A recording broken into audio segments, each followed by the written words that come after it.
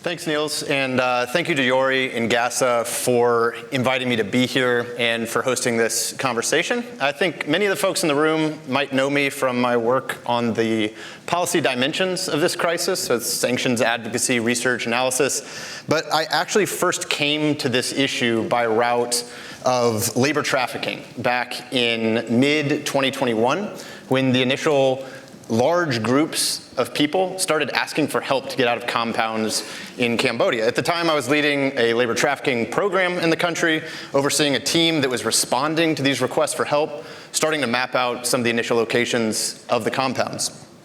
And even at that early stage, more than 90% of the victims that we assisted reported first being recruited via fraudulent organic job posts on Facebook. And so that reality led me very quickly, actually, to Meta's Singapore office, where Meta was mounting their own initial response to this issue, and where in early 2022, we established the first trusted partnership between Meta and an NGO looking at this issue. And I just wanted to start by giving that context to say that those individuals in Cambodia, while pretty core to our conversation today, are also decidedly not outliers. There are billions of people around the world who every single day rely on Meta platforms for communications, for access to markets, for commerce, for safety. And for that reason, my own concerns notwithstanding, I am fundamentally committed to the idea that any meaningful response to this issue has to involve Meta in a very, very critical way. And so because of that, thank you, Nathaniel, for agreeing to be a part of this conversation with a former partner and an occasional obnoxious critic of Meta's response to this issue. And thank you again to GASA for the platform to do it. So, yeah. Thank you. And thank you all very much for the opportunity to be here. And also, honestly, for the work that this community puts in. I think that it is incredibly critical. I have been working on adversarial threat for a long time, and in particular on scams. It's interesting, one of my first jobs out of law school at the Department of Justice, I was prosecuting fraud cases. And in fact, we were investigating and prosecuting money mules who had come to the United States to deposit money to facilitate transfer out of the country for these huge organized crime networks. And I mean, this was 15 years ago. And I think part of the tragedy is that type of network was incredibly sophisticated. But to compare that to what you see today, it almost looks quaint in comparison. I have seen the incredible harm that scams drive to individuals, to small businesses, to people who are trafficked into this. It's absolutely important to me personally to tackle this problem, which is part of why it's so important to work on it from where I am at Meta, where I do think we can make a big difference, and we have an essential, important, critical role in this. And it's striking to see how much the bad actors have industrialized, how much harm they're willing to cause, and how much they exploit, how divided I think the different parts of the community are. So the more we can partner, the more we can drive work on our own platforms, the more impact we can have. So matters a lot to me, and I really appreciate the chance to talk here and be part of this community. Sure.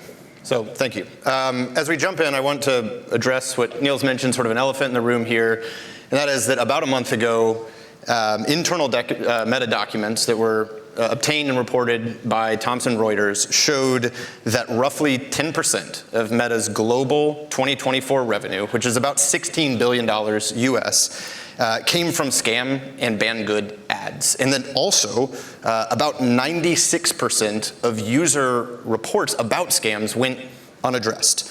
And so I guess let me start by asking, what can you tell us about these Reuters numbers, and what steps is Meta taking to address a problem and a revenue stream, frankly, of this magnitude? There's a short answer and a long answer. The short answer is that's not what those numbers show. It is inaccurate. And if you look at the document itself, to be clear, we haven't seen the document because the reporter hasn't shown that to us, but we think he's reporting. It actually shows that that's inaccurate in the document. So what it's showing, anytime you want to tackle a really hard problem like scams, you have to study it. Whenever you study a problem like scams, you have to accept that scams by definition are hard to detect. They're in fact built to be hard to detect. If you can confidently say something's a scam, it's probably not a very good scam. And so if you're studying it, you have to accept that you're either going to overestimate the problem or underestimate the problem. That document and that 10% number is an overestimation of things that might be harmful on the platform and might violate our policies. The 10% is not all scams. It's also not all violations of our policy. Some things that were included in that 10%. Real, legitimate ads by businesses selling products to help people lose weight. Real, legitimate ads by businesses selling products that are like wrinkle cream. Also, deep discounts, 50, 60, 70% off discounts. All of these things are techniques that we've seen scammers use. But the reason scammers use them is because real people also use them. And so that 10% shows a range of things that might be violating. And here's what's interesting. Underneath that 10%, it then says that what we would call high-risk scams are about 3 to 4%. It says it right there. 3 to 4% is much lower than 10%. It's still a lot higher than I would like it to be. That number is from 2024. It's from about a year ago. The third thing that you can see in that document is that we estimated and expected the number to keep dropping and to drop significantly over the course of 2025 because we are hugely investing in driving down scams. One of the realities of scams that everyone here knows, scammers are incredibly adversarial. They do not give up. Driving these things to zero is incredibly hard, but we have to drive it down as much as possible. Now, we do not systematically track and measure ourselves against this number because, quite frankly, it's not that accurate. It's an estimate, and it's not reliable enough to track progress and make sure we're investing in the right way. Right. What we do measure ourselves against is something called SRMV, which is the scam reports per million views. Out of every million views of an ad, how many were reported as scams? That metric shows that over the last year, it has gone down by 50%. Now, that's not a perfect metric. It's just user reports. But I think the top line is 10% is not scams. That is inaccurate. We think that a year ago, it might have been between 3 and 4%, although that's still an estimate. We expected it to drop over the course of this year. Based on the measurements we follow, it has dropped by 50%, and we need to keep driving it down. Okay, so 3 or 4 billion, not 10 billion, that's, or not 10%, 3-4%, not 10%, that's still $5 billion potentially, or around that amount. And you say, yes, we're seeing this decrease on our platform. You say anecdotal, but at this point, much broader than anecdotal. The reports from scam victims and trafficking victims tell a different story. This is an industry that's growing, first of all, and reports continue to document 80%-ish from what I've seen from the scam activist groups and counter-trafficking groups that are working on this are still coming from Meta platforms. And so you're saying that you've done a lot to reduce what you can see on the platform, but there's still a problem of an enormous scale that is, the phenomenon writ large is growing, and the amount of these scams where Meta sits at the top of the funnel seems to be pretty stable if you're looking at external metrics. I mean, first of all, we should be very clear, scams are a huge challenge. We have a huge challenge, and I think the community has a huge challenge. The scammers also have built a very specific business model for themselves where they operate from places in the world where they face no consequences for their actions. Yeah. We constantly find and disrupt what they're doing. We build tools to make their actions on our platforms harder. We share intelligence with partners around the world. Simple example, in the first half of this year, just from scam centers operating in a couple of Southeast Asian countries, these sort of core countries, we removed more than 12 million accounts directly linked to them. We see they reconstitute those accounts in a day. Yeah. And so you're absolutely right. It is a huge problem. Yeah. And I think we have a challenge in that you said scams come from our platforms. what we see and what I see when we work on this is that scams run across a number of platforms. Ours gets abused because scammers are targeting. They're trying to find someone to approach. Then they immediately leave our platform. So what we see is a post or an ad designed to look legitimate that links off our platform, and it leaves. So we see 5 or 10% of a scam. Yep. After that, it goes to a website, it goes to a bank, it goes to a messaging service. Sometimes that messaging service is one of ours, often it's not. And so our level of confidence is often lower than we need it to be, which is why those partnership things are so important. Fair enough. Okay, so I'll come back and want to address some of this in a little bit. We really still haven't gotten to the point of 96% of user reports about the scams on your platforms aren't addressed. But moving on a bit through, I have one more question about the Reuters report that I want to get out there, and that is that the document showed, and I'm reading to make sure I get this right, the enforcement at Meta is capped at 0.15% of revenue, meaning that there's a guardrail in place at Meta that says internally, we're not going to take any intervention against scams that will jeopardize more than 0.15% of our revenue, and also that suspected scammers, instead of just being, I think to a common observer, you suspect someone is a scammer, you ban them, instead, they're actually charged a higher rate, sort of like a premium. And I want to understand a bit, again, these numbers, and also like how does Meta reconcile this sort of enforcement logic with the duty to reliably police fraudulent activity on your platforms? I mean, the short answer is we don't, because those are inaccurate. There is no cap. That is a misstatement of the document. What we think the reporter is looking at there is that after the team settled on a set of actions to reduce scams, we studied what the impact of that would be. And that is a document saying, here's the impact of the thing you're doing. It's not saying there's a cap. There isn't a cap. That's not how we think about it. We want to drive down scams. We get no value out of them. What scams do is they make people uncomfortable and unhappy on our platforms. You get a value out of them, sorry. Well, but actually, here's the thing. Over time, we don't, right? If you want to build a platform that is popular for a week, you fill it with scams. If you want to build a platform that is popular and people want to come back to for years, you cannot do that because no one will want to be there. It's interesting, you mentioned this sort of charging a premium. That is also not how that works. But it's actually really important to understand because the business interests of Meta are completely aligned to driving this problem down, and I will tell you why. About 1 minute. In 1 minute? Okay. What we do, one of the key things we do is we deliver ads to people. They need to be high quality ads. People need to get advertisements that they want. And so we have a system in place. The way our ad systems works is through auctions, right? An advertiser says, I'm going to bid this amount, 75 cents, to serve this ad. What we have long done is looked at ads to try to assess their quality, taken surveys from users to understand if an ad is high quality or not. If an ad looks low quality, we put a penalty on that bid. So like a 70-cent bid isn't worth 70 cents, it's only worth 60 or 50. Which means that it gets beaten out by other higher quality ads, which means those low quality ads are shown less. In the last 6 months, we've started testing using that for scams.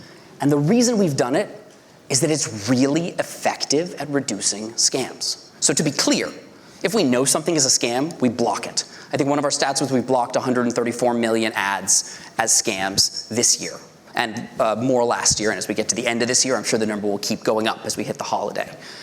The challenge in tackling scams is not when you are 100% certain something's a scam. You're almost never 100% certain. In particular, in a situation like ours, where we only see 5 or 10% of the scam. The challenge is, what do you do when you're 70% certain or 60% certain? If we block things at that point, we're blocking billions of innocent pieces of content. Let me give you an example of something where our systems were 70% certain it was a scam.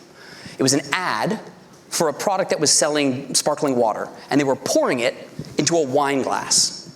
And the system said, that looks like it might be alcohol. That looks like it might be suspicious. It was 60 to 70% sure that was a scam or violated our policies. We don't block that, but we do depress it. If our only approach is to block, we'll be ineffective. And so we have to have tools that work when we're 60% confident. This is a really key tool. What it does is it reduces the number of ads that might be scammy that people see, and it gives us time to investigate it further. Now, it's funny because when the teams were talking about this idea, one of the first things we said is, look, people are going to think we're charging more for scams. Yeah. And I understand why people say that. The problem is, it's also really effective. And we have to use every tool we have because this is a huge challenge. So I will say, just from my perspective, I don't understand the economics there, just like the price inelasticity of a scam, like a pig butchering scam. They just aren't going to be that price sensitive. But the point here is, no, but this is really important. It's not about price elasticity. They're not given an opportunity to pay more. The point is, whatever bid they put in is just worth less in our system.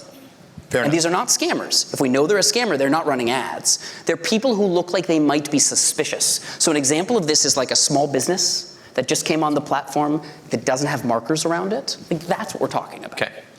So you have been exceptionally clear in your answers. So both on the scale and Meta's enforcement logics. We didn't answer the 96% if you want me to touch on that. You can come back to that. But this one little point about the, price elasticity, I will leave that. So I understand the markets of like ad auctions are complicated. It's complicated. I get that. My point with this next question, though, is that you have been very clear, but it leads, I think, to a broader and somewhat uncomfortable question here, and that is that Meta's internal documents say one thing. You have now said something that in many senses is different from at least how the Reuters reporter has reported that, and that tells a very different story, and that's fine. We're not going to litigate those differences on this stage, but by the same token, it recenters this issue of both, I would say, a real public trust gap that exists for Meta, and also for me at least, a little bit of skepticism about the sweeping regulatory immunities that Meta enjoys as a neutral intermediary platform. And so my question from that is, how do you propose that Meta grapples with that trust gap? What concrete steps can we expect from Meta in the next year to strengthen public confidence, justify those immunities, particularly with regards to how Meta chooses to report, to measure, and to respond to harms on its platforms like scams? Yeah. First of all, I think it's totally reasonable that people put a lot of scrutiny on us. I think we should face a lot of pressure. We are a large institution. We are well-resourced. These are very, very serious societal problems. My goal is that that pressure is as squarely focused on the facts as it can be, because if we're getting pressure on something where we can move the needle, that's actually really useful. It helps us understand where we should be doing more or less or shifting our balance. My goal is to get the facts out there as much as possible. I'm also very clear that there is a trust gap, and I think that is a real challenge. One of the reasons it's a real challenge is we know that scammers exploit the gaps between our systems. So we often see the first 10% of a scam. Many banks see the last 10% of a scam. Banks have incredibly valuable intelligence. We have very different intelligence. If we don't trust each other, we are much less effective, and scammers know that. You were asking about the things that we're going to do. I should say this year we have had huge investment in scams, and I wouldn't want to suggest otherwise. I mean, we've driven user reports of scams down 50%, and I'm really proud of that.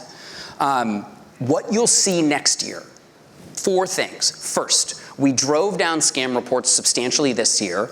We're going to do it again next year. We're going to do it publicly and share more information about the progress so people can see it. I think people seeing the progress is really important because of the trust gap. Second, we are going to launch, we have found that it is particularly effective to launch targeted product fixes that make things that scammers do much harder. Less at the 100% confidence and more at the 60% confidence. So for example, just a little while ago we announced that in Messenger, we're now testing a product where if you get a message that we're not confident it's a scam, but it has some factors that make it look like it might be suspicious, we are running analysis against that with AI and then providing warnings to our users so that they can see this context. We don't know that this is a scam. It may well not be, but it does have some markers. And so we're providing extra warning, links to more tools and resources. You're going to see a lot more tools like that to give people more capabilities, to improve our automated detection and scale. We also are going to push more and more on verification. We already heavily use verification to ensure that advertisers are who they say they are, particularly when an advertiser is doing something that we might see a scammer do.